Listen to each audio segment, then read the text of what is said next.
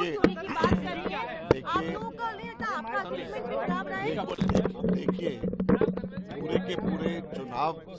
पूरे के पूरे चुनाव प्रक्रिया पर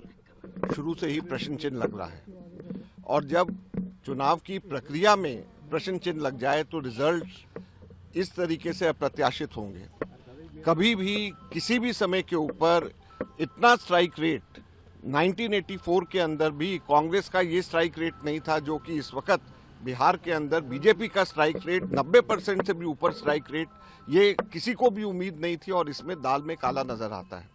हम लोगों ने अलायंस पार्टनर्स से बात किया है और सिर्फ हमारा ही सोच नहीं, कांग्रेस पार्टी का ही नहीं, हमारे अलायंस पार्टनर्स सभी के सभी का ये मानना है कि ये अप्रत्याशित नतीजे हैं और उसको पूरी तरीके से गहन इसकी छानबीन होनी चाहिए, डेटा का एनालिसिस होना चाहिए और केवल हमारे अलायंस पार्टनर्स और कांग्रेस के ही नहीं बल्कि पूरे के पूरे बिहार के वर्कर्स के, पूरे लोगों के फोन आ रहे हैं और कह रहे हैं कि किसी को भी ये उम्मीद नहीं थी और कहीं ना कहीं पे गड़बड़ियां हुई हैं और उसकी छानबीन होनी चाहिए। हमारे लोग पूरे के पूरे डेटा को इकट्ठा कर रहे हैं, फॉर्म 17C को हम लोग देखेंगे, पूरे के पूरे वोटर्स लिस्ट को देखेंगे और फिर उसके साथ में हम लोग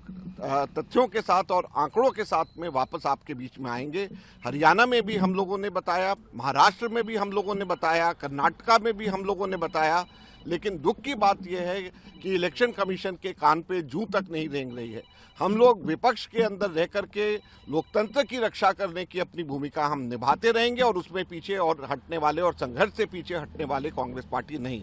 ये है टॉक्स न्यूज नेटवर्क और आप देख रहे हैं पॉलिटॉक्स, राजनीति का कच्चा